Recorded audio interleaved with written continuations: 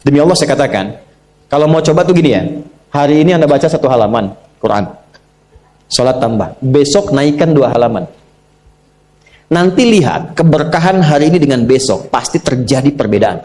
Setiap Anda baca lebih banyak, akan terjadi perubahan kehidupan di hari itu.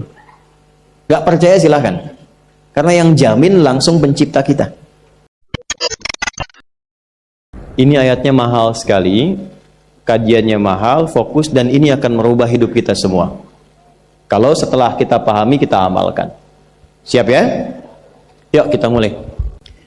Inna fi khalqis samawati wal ardh. Sungguh aku tegaskan, kata Allah. Jadi terjemah yang enak tuh kalau ada ayat dibuka dengan kata inna. Inna itu kalau di gramatikal bahasa Arab itu kaidahnya begini. Harfun nasbin wa taukidin tansibul isma wa tarfa'ul khabara mabniyun 'ala al-fathi la mahalla lahu min al-i'rab. Huruf yang berfungsi untuk menegaskan satu informasi, menguatkan, menancapkannya ke dalam jiwa, sehingga nanti harakat kalimat setelah itu fathah untuk membuka. Fathah itu membuka sebuah informasi dan referensi penting yang harus ditancapkan ke dalam jiwa, sehingga dia tidak mengalami perubahan. La mahalla lahu minal i'rab. Kalau sudah konsisten ditancapkan ke jiwa, apapun yang akan memengaruhi dia untuk merubah visi hidup itu, dia bisa tepikan. Maka terjemahan yang paling enak, inna fi khalqis samawati wal ard. Sungguh aku tegaskan, kata Allah. Di balik hikmah penciptaan langit dan bumi itu, waqtilafil laili wan nahar, dan pergantian siang dan malam. Kehidupan itu kan cuman 2 pokoknya kan, langit dan bumi. Segala yang di langit, segala yang di bumi. Alam langit, alam bumi. Allah yang kuasai semuanya, itu disebut dengan alamin. Ya, maka kita katakan alhamdulillahi rabbil alamin. Nah, baik kehidupan di langit, kehidupan di bumi, atau semua aktivitas yang kita kerjakan selama 24 jam sehari yang ditandai pergantian gelap dan malam. Waqtilafil laili wan nahar. Apa esensi semua kehidupan ini? Apa esensinya? La ayat, bentuknya jamak. Sayangnya di terjemahan itu baru sebagian terjemahannya. Ya, menjadi tanda-tanda kan? Padahal ayat itu bukan sekedar tanda. Tanda itu ada 3. 1, ada alam, sifatnya disebut dengan alamah. Diserap ke dalam bahasa Indonesia menjadi alamat. Nah, alamat itu tanda yang mendekatkan pada tujuan. Walaupun umumnya selalu ke tempat. Itu alamat. Itu dari bahasa Arab. Di mana alamatnya Masjid An-Nur? Ketika Anda tahu alamatnya, lebih dekat sampai ke tujuan kan? Tak tahu alamat, tidak mudah mencarinya. Itu pertama, tanda. Kedua, wasmah. Diambil kemudian karakternya disebut dengan ismun. Nama, tanda. Nah, wasmah, samatun, ismun, itu tanda untuk membedakan objek atau zat satu dengan yang lain. Misal, orang Arab itu kalau punya kambing, misalnya, dia kasih tanda untuk membedakan ini kambing saya, itu kambing orang. Paham? Baik, kita, nama kita dalam bahasa Arab disebut ismun, masmuka. Siapa namamu? Nah, kenapa diberikan nama itu? Untuk membedakan, memberi tanda, ini saya, itu fulan. Adi, saya yang nengok. Ade, Pak Ade yang nengok. Tuh kan? Ahmad, yang lain tengok. Nia, ibu yang tengok. Ada polisi razia, tangkap. Nama kamu siapa? Nia, Pak. Yang betul? Nia. Nama lengkap? Kurniadi. Itu aneh. Nah, itu ismun, sema. Makanya kalau kita ingin beri tanda yang baik, hadisnya katakan apa? Beri nama yang baik supaya dengan tanda itu dikenal baik. Tanda itu bukan sekedar memberikan nama, tapi memberikan kesan. Wasmun wa fi'lun thumma harfunil kalim. Itu kaidahnya. Seseorang itu akan dinilai dengan 3 hal. Pertama, ismun, namanya. Maka beri nama yang baik supaya orang itu bisa ta'zim dengan keadaan nama. Yang terakhir ada ayat namanya.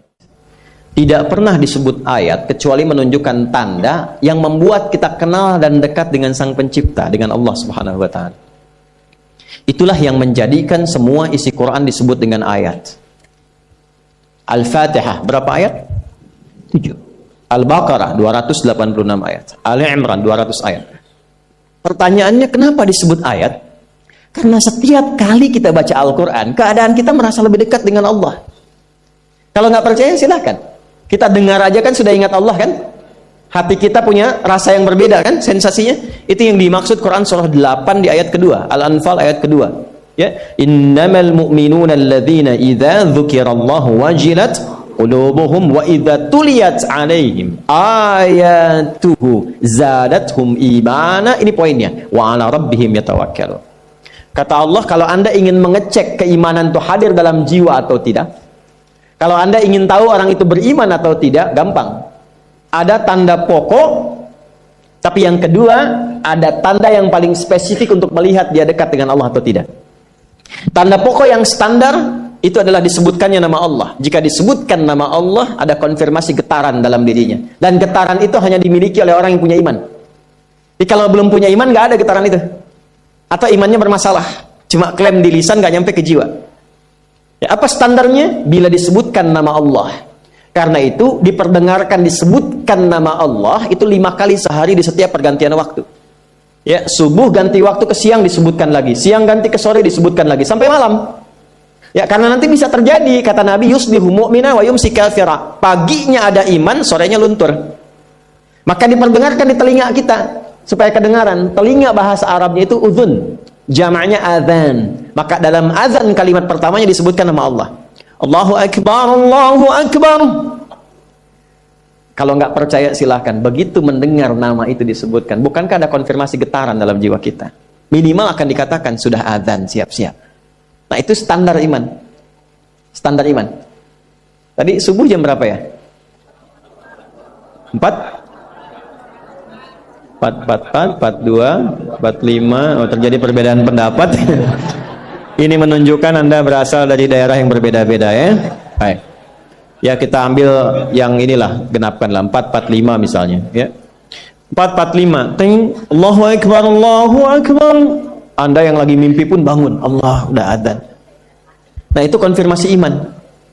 Nah, kalau sudah bangun Anda siap-siap sholat, itu iman standar namanya. Ya, jadi merespon saat adzan itu standar iman. Tapi kalau Anda jam 4 sudah bangun, itu istimewa. Belum dipanggil sudah siap-siap, ada begitu. Ini ada yang baru tadi subuh udah menyiapkan isya. Ada dia udah lihat jadwalnya, isya saya mau di sini. Itu iman luar biasa itu. Itu luar biasa. Nah, ada yang titik lemah di bawah standar. Adzan 445, sudah 544 dia belum sadar tuh. Itu poin tuh. Nah, kalau Anda ingin lihat orang yang kenal Allah, dan bertambah keimanannya, maka apa yang harus dicek? Teruskan ayatnya. Wa idza tuliyat 'alaihim ayatuhu. Pakai ayat. Zadatuhum imana. Dan jika disebutkan ayat-ayat Allah, tanda-tanda yang mengenalkan dan membuat dia dekat dengan Allah, bertambah tuh imannya. Di sini ada 64 di Quran. Makanya kalau kita ingin berusaha meningkatkan keimanan kita, kenal Allah lebih baik, keluarkan semua kata ayat dalam Quran. Imam Al-Bukhari mengeluarkan, disebutkan di topik kedua, Kitabul Iman, disandingkan dengan 57 hadis. Jadi kalau Anda ada pertanyaan, Ustadz gimana caranya menaikkan iman, menjaga supaya nggak turun, kuat dan nggak lemah-lemah, keluarkan 57 hadis Sahih Al-Bukhari di topik yang kedua, namanya Kitabul Iman. Wa idza tuliyat 'alaihim ayatuhu. Kalau dibacakan ayat-ayat Allah, zadatum imana, menguat imannya, dan ini poinnya. Wa 'ala rabbihim yatawakkalun. Dan terbangun hubungan yang kuat antara dirinya dengan Rabbnya, dengan Allah Subhanahu wa taala. Jelas? Nah, orang-orang yang mampu kenal Allah dan membangun hubungan yang kuat dengan Allah, itu diberi nama oleh Allah. Namanya adalah ulul albab. Kata ayat itulah di 190 surah Ali Imran ini dilekatkan dengan kalimat ulul albab. Inna fi khalqis samawati wal ardi wa ikhtilafil laili wan nahari la ayatil liulil. Bagaimana cara menjadi ulul albab yang kenal Allah? Teruskan ayat 191.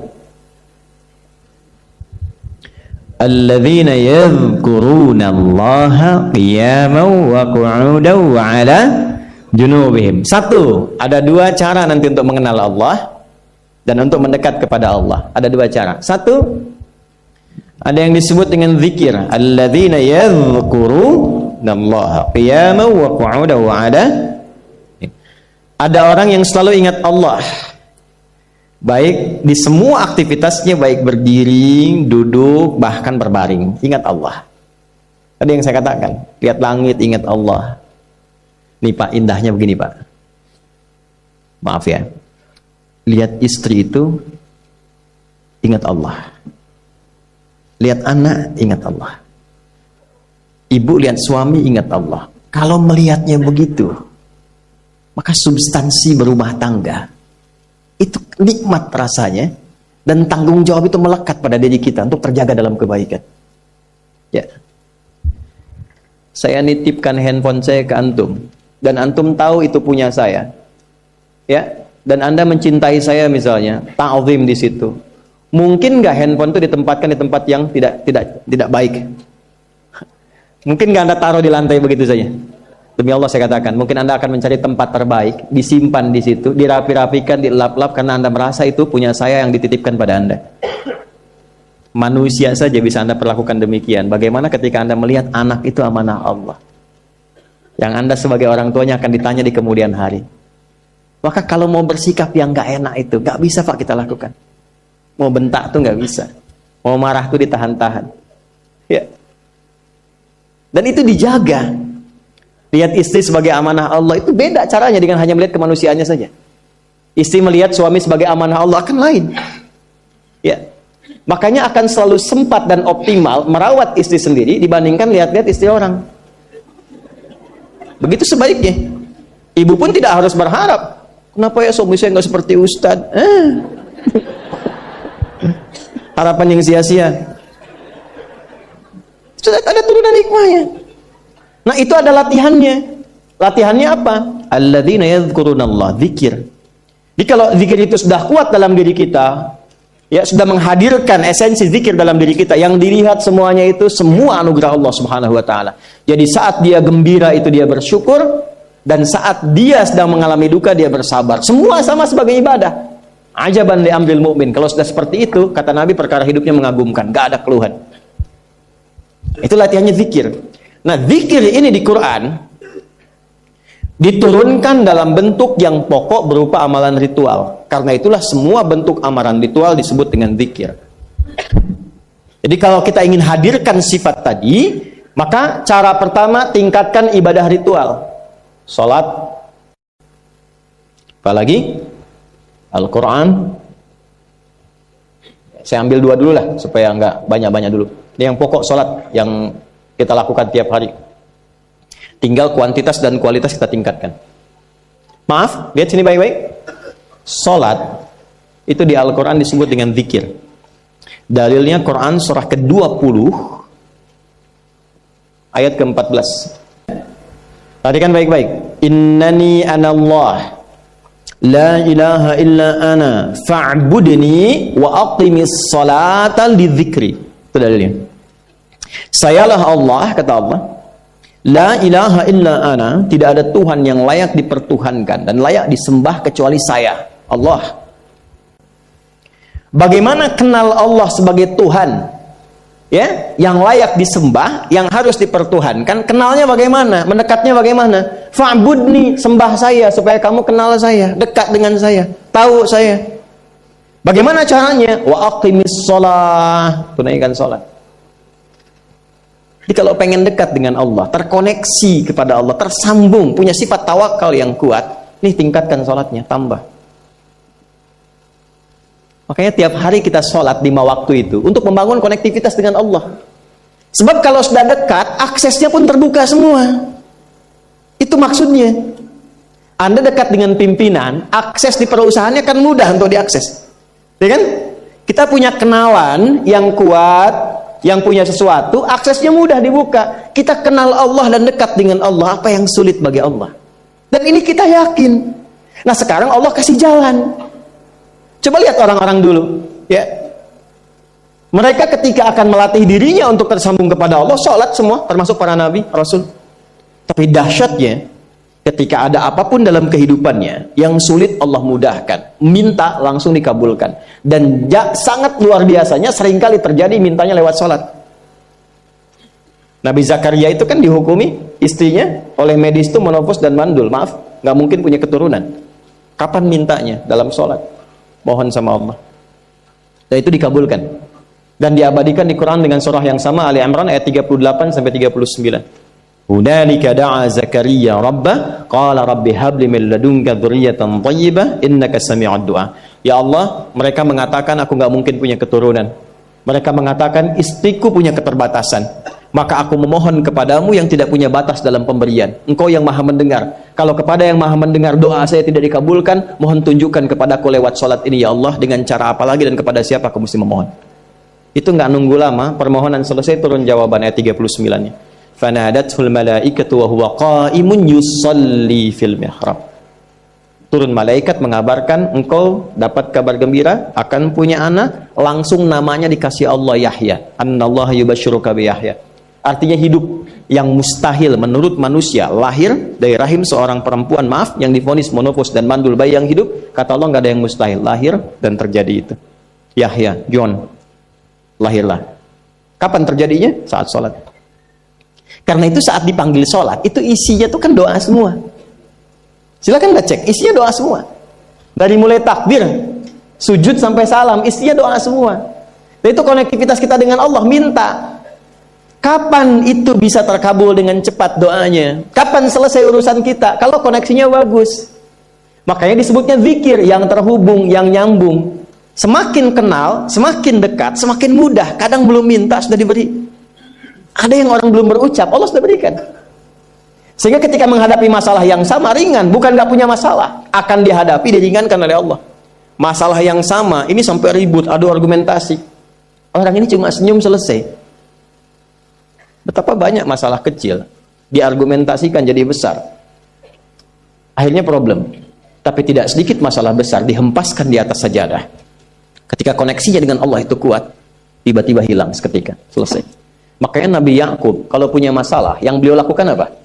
Dia bentangkan sajadahnya, dia sholat, dia mohon kepada Allah. Itu dilestarikan di Quran surah ke-12 Yusuf ayat ke-86. Aku tuh kalau sedang punya masalah apapun, ya aku bangun konektivitas dengan Allah. Innama ashku bathi wa huzni ila Allah. Saya curhatnya cuma sama Allah. Ini Pak, ini bagian pertama.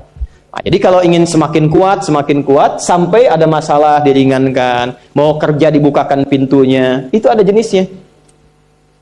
Yang pokok ada 5 waktu, 17 rakaat. Yang detil itu ada pada sunnahnya. Dan itu hebatnya dalam Islam. Dijelaskan caranya, disebutkan tujuannya, dan diterangkan hikmahnya. Contoh. Kita sekarang jam berapa? Jam 9.20. Di waktu saat ini ada waktu sholat disebut dengan sholat duha. Duha itu dibagi 3. Ada awal duha, penguat zikir, pengganti seluruh bagian zikir di tubuh kita yang disebut dengan syuruk. Itu kurang lebih jaraknya 1 jam setelah subuh. Jadi kalau tadi 4.45, ya 5.45 menjelang jam 6 itu masuk syuruk. Setelah itu masuk ke jam 8, jam 8 sampai ke kurang jam 10 itu pertengahan duha. Pertengahan duha. Apa fungsinya? Di antaranya mempermudah rizki. Di antaranya. Bilangannya berapa? 2 sampai 4 rakaat bisa dikerjakan. Ya, dan harapannya apa? Bukan pada rizkinya. Ya, jadi jangan sampai motifnya cuma sekedar keduniawi, kurang tepat. Kenalkan kepada Allah, nanti biarkan janji yang disampaikan oleh lisan Rasulullah itu terjadi. Ya, jangan pada rizkinya, ini terbatas, cuma sampai situ. Tapi kalau kita minta sama Allah, dikasih jalannya itu dari sisi yang tidak kita duga. Anda berhitung, Allah kasih hitungan. Anda tak berhitung, Allah kasih apa yang tidak pernah Anda hitung sebelumnya. Itu poinnya. Maka lakukan sholat, dekati, itu yang disebut sholat duha. 2 rakaat, tambah lagi 2, untuk kenal Allah. Kalau sudah merasakan dekat, sudah nyaman, sudah enak, muncullah kemudian kesan dalam hati, terserah Allah mau kasih berapa. Yang penting sudah enak, sudah damai. Di titik itulah kemudian Allah limpahkan dari apa yang nggak pernah kita duga sebelumnya. Tiba-tiba keluar, kok ada telepon, dapat proyek, dapat macam-macam. Tapi tujuan sholatnya bukan untuk proyeknya. Buat kenal Allah, ulul albab ini. Kalau cuma pengen lancar, baru serabutnya. Kalau cuma pengen lulus proyek, itu baru daging luarnya.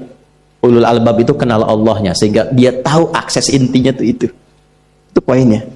Dan gak mahal. Emang kalau sholat duha di An-Nur bayar, Pak? Pakai biaya. Baiknya luar biasa. Sudah? Itu satu.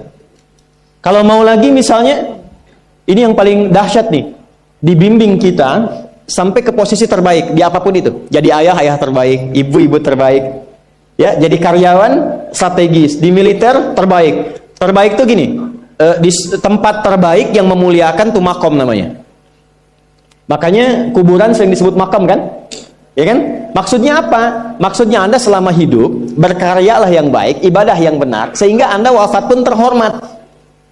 Ya, kata makom itu pertama kali di Al-Baqarah ayat 125, makom Ibrahim. Ya.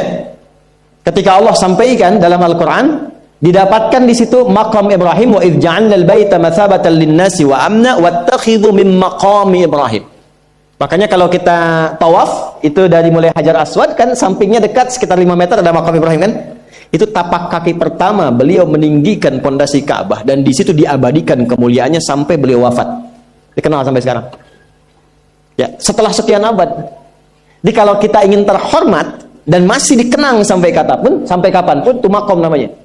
Tapi ada cara yang lebih hebat. Anda di posisi itu, lawan pun mengakui memang Anda yang pantas ada di situ. Itu namanya makom mahmuda. Makom mahmuda. Siapa yang bikin urutan 100 tokoh paling berpengaruh di dunia? Siapa? Saya tanya, yang nulis siapa namanya? 100.000? 200.000? Dia mencari langsung di Google tuh. Lambat mas, waktu habis. Michael Chart. Dia yang nulis, maaf ya. Urutan pertamanya siapa? Muhammad SAW. Yang nulis itu muslim atau bukan? Kok bisa tergerak hatinya untuk menempatkan seorang nabi muslim di tempat pertama? Saya tanya begini, kenal Abu Jahal nggak? Ya Allah, makin siang nih, nggak fokus nih. Saya kira cuma di Bengkali saja yang kenal Abu Jahal, sini kenal juga. Baik, Abu Jahal itu, apakah orang ini tidak kenal Nabi? Kenal. Orang ini tahu, kalau saya sebut orang ini berarti kurang bagus ya. Kalau saya sebut beliau berarti baik ya. Abu Bakar saya sebut beliau, Abu Jahal orang ini. Maksudnya Abu Jahal. Apakah orang ini tidak tahu kalau Nabi itu mulia? Nabi unggul. Nabi hebat kan? Jadi mengakui sebetulnya Nabi unggul. Dan bulat dengan Nabi itu dalam olahraga kalah. Dia tahu Nabi itu kuat. Ya. Di dalam cinta juga tahu Nabi paling unggul. Abu Jahal melamar Sayyidah Khadijah ditolak, Nabi nggak lamar, Sayyidah Khadijah minta dilamarin. Ya. Dari sejak itulah dia nggak mau tahu semua yang dari Nabi, pokoknya semua harus jelek. Walaupun dia tahu itu baik. Nggak kenal, sampai nggak menanamkan pada dirinya nggak ingin kenal kebaikan Nabi. Nggak ingin kenal pada sesuatu, itu jahlun namanya. Jadi kalau ada mbahnya yang paling bodoh yang nggak pengen tahu, itu Abu Jahal namanya. Maka sejak saat itu orang ini disebut dengan Abu Jahal. Tapi Abu Jahal pun itu meyakini kebenaran, kekuatan Nabi, cuman karena iri saja. Gitu. Tapi dia nggak bisa nolak. Menilai seseorang di tempat terbaik yang kita nggak bisa nolak dan mengakui memang dia orang yang terbaik, itu namanya maqam mahmuda. Tahukah Anda? Jalan untuk mencapai maqam mahmuda itu nggak akan mungkin kita dapatkan kecuali mendekati yang punya semua makom, yaitu Allah Subhanahu wa Ta'ala. Dan jalannya lewat sholat. Itu lewat sholat. Tapi karena ini levelnya istimewa, tingkat tertinggi, ya prajurit pengen jadi komandan terhebat yang diakui, nggak ada orang nyoal. Di kepolisian pengen jadi pimpinan yang baik dan semua mengakui sehingga nggak ada yang nyoal. Di perusahaan pengen jadi pimpinan yang ideal, ya semua mengakui, nggak ada yang nolak. Itu maqam mahmudah. Jalannya apa? Ternyata nggak pakai uang, nggak pakai koneksi-koneksi yang tidak jelas. Koneksinya dibangun dengan Allah sehingga Allah melembutkan hati semua orang itu untuk menetapkan dia yang terbaik. Sholat. Karena levelnya tinggi, dinaikkan dari sekedar sholat fardu, ditempatkan di waktu yang tidak biasa, butuh pengorbanan, butuh perjuangan, namanya tahajud. Turunlah Quran surah ke-17 ayat 79 sampai 81 itu. Quran surah 17 ayat 79 sampai 81. Ini poinnya. Wa minal laili fatahajjad bihi nafilatan laka asa ayyab'athaka rabbuka maqaman. Ini kan terjadi keanehan kan, ironinya. Anda pengen sukses, pengen tertinggi, Anda tahu Allah penentunya, Anda tahu Allah yang punya rizki, Allah punya kekuasaan, tapi Anda nggak mendekati Allah. Terus yang dipakai cara-cara salah, kenapa harus korupsi? Kenapa harus nyogok? Kalau SK-nya nggak Allah tetapkan, nggak akan turun juga. Bingung. Lihat Abdurrahman bin Auf, jazakallahu khair. Datang 600 kafilah pakai unta. Isinya semua emas, berlian, perak, macam-macam. Heboh Madinah, bum bum bum bum bum bum bum. Tiba-tiba Sayyidah Aisyah komen radhiyallahu taala anha. Beliau kan yang terdekat dengan Nabi, satu istri Nabi SAW. Jadi kalau sedaring satu Nabi, ada yang komen, kita tuh cuman 3 sikapnya. Like, share, and subscribe. Gak usah ikut komen lagi. Sukai, share, subscribe. Ikuti jalannya. Apa komennya? Secara singkat, kama qalat, aku pernah mendengar Nabi SAW mengatakan Abdurrahman bin Auf itu agak lambat hisabnya. Ya, selambat-lambatnya cepat juga dibanding kita kan? Ya? Maksudnya apa? Ingin menggambarkan betapa banyak kekayaannya. Scan, checklist semua. Ketika mendengar komen itu, apa kata Abdurrahman bin Auf? Saya jadikan semua yang baru datang itu saya sedekahkan semua untuk orang Madinah. Supaya mempercepat hisabnya itu. Saya sedekahkan semua. Bisa nggak begitu? Coba lihat handphone antum itu.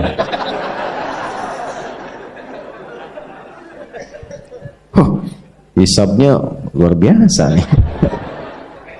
Buat anak yatim ya. Kasih.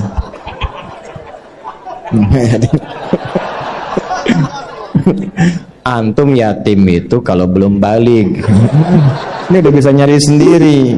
Dari perjalanan yatim tuh butuh perhatian. Banyak di luar anak-anak yang masih butuh perhatian. Buat yatim ya. Nah, mudah. Ini nah, itu yang maksud saya katakan itu nggak mudah. Tapi kalau kita diberikan anugerah oleh Allah, pandai mengelola sesuatu sesuai dengan kehendak Allah, ini kasih semua. Ilmu dikasih. Ya, kalau ingin percepatan pengetahuan, teman-teman yang masih belajar di kampus dan sebagainya, saya kasih rahasia ya, dan ini saya praktekkan. Saya sejak khususnya, saya ditalakikan doa oleh ibunda kami, tapi saya optimalkan prakteknya saat di pesantren. Ini rahasia di antara kita saja ya, saya kasih tahu nih. Ini dari Quran. Ternyata akselerasi pengetahuan itu bukan didapatkan dari sekedar perjuangan kita untuk belajar, membaca, kemudian ikhtiar intelektual dan fisikal, tapi ikhtiar spiritual itu mengaktifkan semua potensi-potensi akselerasi pengetahuan kita supaya kita dapat lebih cepat dari standar yang biasa dilakukan. Itu ada rumusnya di Quran surah kedua Al-Baqarah di akhir ayat 282. Ibu kalau mau juga bapak untuk anak-anak cucu-cucunya boleh. Lihat ujung ayatnya, paling kiri sebelah bawah, langsung lihat ke ujung. Quran surah kedua Al-Baqarah di akhir ayat 282. Wattaqullah wa yu'allimukumullah. Wattaqullah, tingkatkan takwamu kepada Allah. Bangun akses dengan Allah. Yang maha punya pengetahuan siapa? Allah. Karena itu disebut alim kan? Ya kan? Kalau kita aksesnya kuat, wa yu'allimukumullah, Allah langsung yang mengajarkan kepada kita bahan-bahan pengetahuan itu. Bukan nggak belajar, bukan, tetap belajar. Tapi yang terjadi apa? Ketika dalam belajar itu tahajudnya meningkat, duhanya meningkat, rawatibnya meningkat, Allahu Akbar. Dan dilakukan karena Allah, bukan karena pengetahuannya. Lillah. Itu baru dengar satu kalimat, kita paham arahnya mau kemana. Dan belajar apapun cepat. Itu yang terjadi. Imam Al-Bukhari dengan ingatan yang kuat tadi, jangan dikira itu hampa begitu saja belajar dapat, tidak. Itu dari mulai ayah ibunya. Ya, bahkan nanti saat lahir, kedua tahun ayahnya meninggal dunia, ibunya single parent, tapi ibunya nggak berhenti mendekati Allah. Usia 4 tahun matanya buta. Buka Fathul Bari itu jilid pertama. Itu buta Al-Bukhari itu matanya, dan butanya permanen. Permanen, medis mengatakan nggak mungkin. Apa yang terjadi? Ibunya tidak putus mendekati Allah. Beliau punya mihrab, Bu. Mihrab, tempat khusus untuk bermohon. Walaupun sehamparan sejadah. Itu Allahu Akbar. Ini kisah nyata. Salatnya, doanya, sujudnya, dan Allah ganti penglihatan yang tak tampak di fisik itu dengan tajamnya mata hatinya. Al-Bukhari punya keunggulan dari amaliyah ibundanya asalnya mengalir kepada anaknya, itu kalau diperdengarkan apapun seketika langsung ingat dan sulit lupa. Al-Bukhari langsung ingat. Dan tidak cukup sampai di situ. Begitu berangkat kemudian ke Kutab, tempat belajar Quran pertama, usia masih kecil, belum balik, sekitar 4-5 tahun. Dituntun oleh asisten rumah tangganya, itu sampai ke tempat belajar, yang lain senior, beliau masih kecil sendiri. Gurunya membacakan surat Kahf, syekhnya. Begitu selesai, iseng nanya, man hafidh, siapa yang sudah hafal? Itu anak kecil yang tak melihat pandangannya, kata orang disebut dengan buta. Dia angkat tangannya mengatakan, hafidhtu an dhahri qalbi. Saya sudah hafal, Syekh, dalam kepala saya, bahkan dalam hati saya. An dhahri qalbi. Jadi hafalan yang benar itu hafal di dalam kepala. Hafal di luar kepala, belum hafal. Saya sudah hafal, Ustaz, di luar kepala. Oh, belum hafal. Hafidhtu an dhahri qalbi. Di tes maju, ta'ala ya bunai datang. Begitu maju ke depan, maaf, bukan sekedar hafal, tajwidnya, makhrajnya, sifat hurufnya sama persis dengan syekhnya. Maka syekhnya berkata, minal an aw kama qala tadrusul hadis. Nah, mulai sekarang engkau belajar hadis ya. Karena Quran itu Allah jamin langsung mudah dihafal, gampang sekali. Di Quran surah 54 ayat 17, 22, 32, 44 kali Allah sebutkan, walaqad yassarnal Qur'ana lidzikri fahal mim. Aku telah jadikan Quran mudah dihafal. Adakah di antara Anda tertantang untuk menghafalkannya? Gampang. Tapi hadis gak ada. Itu saking senangnya pulang ke rumah, digandeng oleh asistennya, yang langsung dipanggil ibunya. Umi. Ya, datang. Kata. Tadi saya dipanggil Syekh. Saya diminta begini, saya sampaikan. Oh, Syekh mengatakan begini, Umi. Kamu sekarang belajar hadis ya? Umi, boleh hari ini saya pengen belajar hadis. Ibunya tersentuh dalam jiwanya, tapi melihat seakan ada keterbatasan di anaknya. Beliau katakan, "Aw kama qalat ya bunayya, iktafi bil Qur'an tsumma al hadis." Aw kama qalat. Nah, Quran dulu ya, setelah selesai baru hadis. Maksudnya supaya nggak banyak beban. Tapi anaknya pun hormat pada ibu, tapi yakin dengan perkataan gurunya, ta'zimnya. La ya ummi, Quran oke, tapi hadis pun saya akan pelajari. Uridul hadis. Maka dia meraba jalan ke tempatnya, ke kamarnya. Ibunya melihat itu, harunya muncul. Nah, ini poinnya. Dia dekati Allah, masuk ke mihrabnya. Alladzina yadhkuruna Allaha qiyaman wa qu'udan wa 'ala junubihim. Dia masuk ke mihrabnya, ibunya salat. Dalam salat itu ditumpahkan dalam sujudnya mohon kepada Allah. Laqad kunta fi ghaflatin min hadza fakashafna 'anka ghita'aka fabasaruka. Ini terpaksa karena Ananda enggak ikut ujian. Bapak kasih 6. Yang lain itu 8, 7, 6. Saya bilang enggak apa-apa, Pak. Saya juga minta maaf. Saya enggak bisa ikut ujian karena ayah saya meninggal kemarin. Meninggal. Bapak turut berduka cita. Demi duka cita Bapak naikkan 6 jadi 8 gitu. Dapat juga 8. Alhamdulillah, nggak perlu lari 8, Pak. Gitu. Ini berkah. Ini kita dekati yang punya. Kayak sekarang begitu. Pokoknya saya nggak peduli, Pak. Saya berangkat dakwah apa dan sebagainya. Itu dakwah, tadinya nyewa ruko, kantor sudah jadi macam-macam. Kita wakafin. Ya, ada kendaraan wakaf. Ini kamera itu wakaf tuh.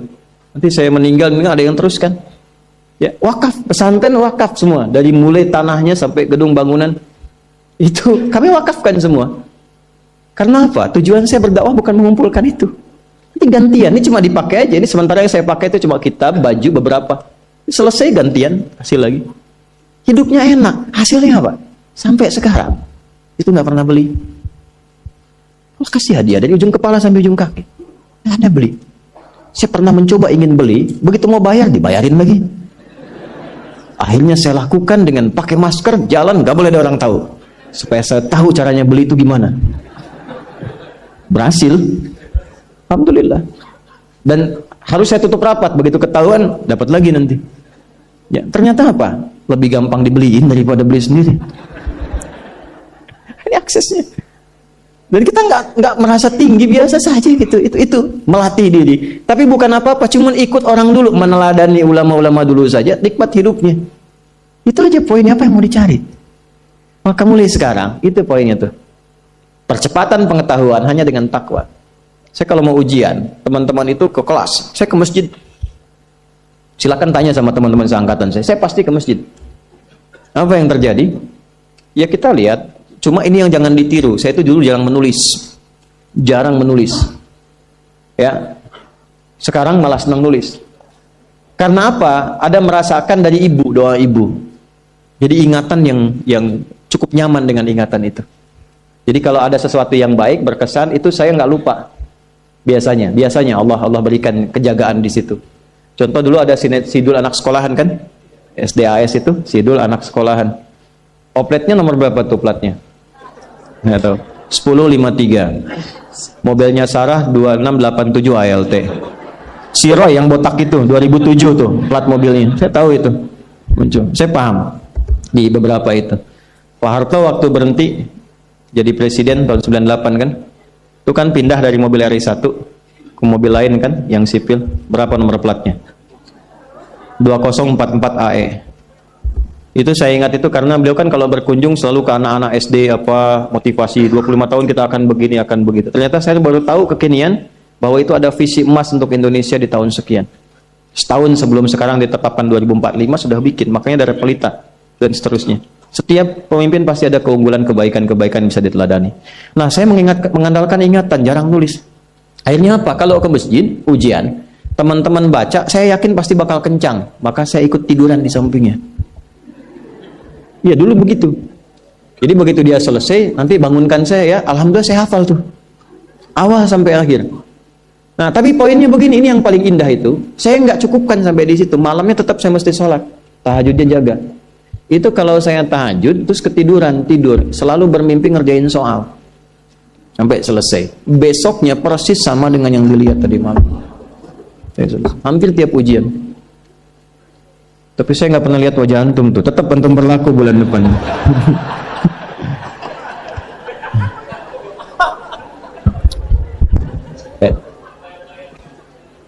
Udah ya? Nah ini, ya jadi sekarang saya cuma pesan dua, nggak banyak-banyak. Sholat sama Quran. Para orang tua sehari sehalaman aja nggak apa-apa, nggak usah banyak-banyak, satu halaman atau berapa ayat. Yang penting ngaji. Yang penting ngaji. Nanti lihat berkahnya. Dan jangan cukupkan pada yang 5 ya. Ya, ini bukan hukumnya wajib, bukan. Yang wajib tetap 5 waktu. Kalau bisa naikkan, walaupun mungkin 2 rakaat malamnya, witir 1 rakaat, atau duha ambil salah satu, rawatib misalnya. Itu konsistenkan, istiqomah di situ. Nanti lihat apa yang terjadi. Demi Allah saya katakan, kalau mau coba tuh gini ya. Hari ini Anda baca 1 halaman Quran, sholat tambah. Besok naikkan 2 halaman. Nanti lihat keberkahan hari ini dengan besok pasti terjadi perbedaan. Setiap Anda baca lebih banyak akan terjadi perubahan kehidupan di hari itu. Gak percaya silahkan. Karena yang jamin langsung pencipta kita. Begitu kita dekati Quran, kehidupan akan berbeda. Begitu konsisten sholat, akses dibuka. Nah kalau ini sudah dilakukan dengan baik, muncullah jalan yang kedua. Jalan inilah yang diberikan tandanya lewat surat An-Naba. Ini baru kita nyambung ke An-Naba setelah 2 jam. Apa itu? Yang pertama itu jalan zikir, alladzina yadhkuru tadzakkur. Yang kedua jalan tafakkur, wa yatafakkaruna fi khalqis samawati wal ard. Rabbana ma khalaqta hadza batila subhanaka faqina adzabannar. Yang pertama tadzakkur dengan zikir, bentuknya amaran ritual. Yang kedua tafakkur, menjadikan semua objek kegiatan lillah. Wa yatafakkaruna fi khalqis samawati wal ard. Kalau zikirnya sudah mantap, maka dampaknya ada ke fikir. Karena fikirannya akan dibimbing oleh jiwanya. Maka dia merencanakan semua kegiatannya bukan hanya untuk difikirkan, tapi juga dizikirkan, diniatkan untuk mendapat ridha Allah, untuk melancarkan visi hidup dia sampai pulang. Makanya kalau Anda baca sampai ayat 200, di situ lengkap sekali. Jangan cuma dunia, nanti ke akhirat bagaimana, dihisab bagaimana, ini ada ancaman neraka kalau nggak siap bekal. Teruskan coba ayatnya. Ya, wa yatafakkaruna fi khalqis samawati wal ardi rabbana ma khalaqta hadza batila subhanaka faqina. Rabbana innaka man tudkhilin nar faqad akhzaita wa ma lidh-dhalimin min. Ini yang enggak punya visi hidup, yang hidupnya bukan tadzakur, bukan tafakkur. Silahkan kata Allah, tapi innaka mayyit, kamu akan meninggal. Silahkan kumpulin harta, naikin jabatan, nyogok, suap, silahkan aja, pilihan. Tapi Anda terancam pulang dalam keadaan hina. Innaka man tudkhilin nar faqad akhzaita. Makanya kita bertekad, ya Allah bimbing hamba supaya pulang enggak hina. Enggak mau hamba dihinakan di hari kiamat. Sekarang kita salah, yang lihat 1-2 orang atau bisa disembunyikan. Di hari kiamat diungkap, semuka langit dan bumi tahu siapa Anda. Saya ini masih banyak aibnya, cuma Allah tutup. Tapi di akhirat tuh semua kalau nggak kita tutupi sekarang dengan Allah, dibuka. Maka selesaikan semuanya. Setelah itu apa? Rabbana innana sami'na munadiyan yunadil imani an aminu bi rabbikum fa'amanna. Tuh berzikir. Ya Allah, kami sadar selama ini kami berusaha, bekerja, beraktivitas, belajar, ada yang salah arah nih. Kami cukupkan untuk dunia saja, padahal kami sadar setelah dunia ini masuk ke alam kubur, setelah alam kubur dah hisab. Cuma 2 akhirnya, surga atau neraka. Saya sadar ya Allah, saya akan merubah visi hidup saya mulai hari ini. Saya siapkan aktivitas kehidupan saya bukan cuma untuk dunia, tapi visinya sampai akhirat. Gimana Allah riba? Pekerjaannya tetap. Anda tetap di kantor juga, yang di militer-militer, di kepolisian-polisian, yang kerja-kerja, yang bertani-bertani, cuma visi hidupnya apa? Sudah sampai akhirat. Gimana caranya kerja tidak menyakiti orang, tidak menipu, tidak menyogok, sholat masih terjaga, baca Quran masih bisa dilakukan, toh meninggal juga. Kalau Allah berikan, saya tata. Dapat harta, belajar fikih harta, belajar sehingga tahu mengelolanya. Oh, ini untuk keluarga, Quran surah 4 ayat 34. Oh, ini yang zakat, Quran surah 9 ayat ke-60. Ini yang infak, Quran surah kedua ayat 215. Ini yang umum, Quran surah kedua ayat 261. Keluar semua. Sehingga saat mendapatkan harta itu sudah paham kemana ditempatkan. Saat hisab ditanya, dari mana didapatkan, kemana kamu keluarkan? Jawabnya ringan. Ya Allah, Engkau yang maha mengetahui. Aku dapatkan dengan seperti ini, aku keluarkan sesuai dengan perintahmu. Dibuka filenya, tampakkan, CCTV dibuka, keluar, benar. Checklist, ping. Udah, cepat masuk surga. Ya Allah, Engkau maha tahu. Dari mana aku dapatkan, kemana aku keluarkan? Buka filenya, keluar. Salah. Neraka. Hidup coba begitu. An aminu bi rabbikum. Selama di dunia diseru, fa'amanna. Kita sadar ada yang salah. Rabbana faghfir lana dzunubana wa kaffir 'anna sayyi'atina wa tawaffana ma'al abrar. Rabbana wa atina ma wa'adtana 'ala rusulika wa la tukhzina yawmal innaka la tukhliful. Sampai sini aja itu udah visi hidup. Ya Allah, kemarin banyak yang salah, saya mau tata lagi. Ibu merawat anak karena cinta anak atau karena Allah? Masa coba lihat anaknya, yang perempuan pakai jilbab tidak, sekolahnya di mana, sholatnya bagaimana, Qurannya bagaimana, supaya ringan hisabnya Bu. Cepat pulang. Pak juga ya. Ini koreksi. Setelah itu ingat, baru kita punya harapan. Ingin sekomplek di surga dengan para rasulmu ya Allah. Tuh. Ya, tadi kan rusulika wala tukhzina yaumal qiyamah. Kami pengen sekomplek seperti yang kau janjikan. Maka diturunkanlah caranya. Di situ ada Quran surah keempat ayat 69. Ya kan? Wa may yuti'illaha wa rasul fa ulaika ma'al ladzina an'ama Allahu 'alaihim minan nabiyyina was-siddiqina wasyuhada'i was-shalihin wa hasuna ulaika rafiqa. Siapa yang pengen sekomplek dengan semua nabi yang pernah bertugas di bumi, maka taati Allah dan Rasulnya. Jadi 3 golongan selain nabi. Siddiqun, orang yang membenarkan tuntunan kemudian dia kerjakan. Syuhada, orang yang berjuang hidupnya untuk menaati Allah lalu wafat. Solihin, jadi orang soleh, yang penting jaga konsisten dalam kebaikan. Nah, kalau itu sudah dapat, kemanapun Anda beraktivitas, ingat Allah. Itu yang dimaksud alam naj'alil arda mihada wal jibala wa khalaqnakum wa ja'alna naumakum wa ja'alna al-laila wa ja'alna an-nahara wa banayna fawqakum sab'an. Perhatikan baik-baik, itu runtut semua. Jadi Anda yang kembali riset, lihat gunung, yang di geologi, yang ditambang, yang apa, ingat Allah. Sehingga nggak mungkin nambang sembarangan. Ya kan? Kemudian apalagi yang bekerja siang malam, siangnya bekerja, ingat Allah. Rebahan berbaring, wa ja'alna laila libasa, ingat Allah. Lihat pasangan, wa khalaqnakum azwaja, lihat istri titipan Allah, lihat suami titipan Allah. Maka bikin pikiran, direnungkan sampai hari kiamat. Makanya nanti sampai ayat 40 itu suasana hisab. Ya, semua sampai ke ujung. Sampai ke ujung. Sampai ayat 40 suasana akhirat. Enggak ada yang bicara, la yatakallamuna illa man adzina lahu rahmanu wa qala, sampai di ujung, sampai hisab. Nah, kalau ingin bikin visi hidup sampai kiamat, jangan cuma dunia, siapkan sampai pulang. Itulah intisari surat An-Naba itu. Ya, sampai ke ujungnya. Jadi pada intinya adalah lakukan yang bermanfaat, ubah cara hidup kita. Setelah itu dekati Allah dengan tadzakkur, terapkan dalam tafakkur di semua bagian aspek kehidupan kita. Jadi apapun Anda, nggak dicegah. Mau jadi pilot silahkan, jadi insinyur silahkan. Ya, mau jadi menteri, jadi pejabat, di militer, di polisi silahkan. Value takwanya kita keluarkan. Yang penting takwanya. Saya akhiri, itu sebabnya setiap pekan kita diingatkan meningkatkan takwa. Dalam setiap Jumat kan?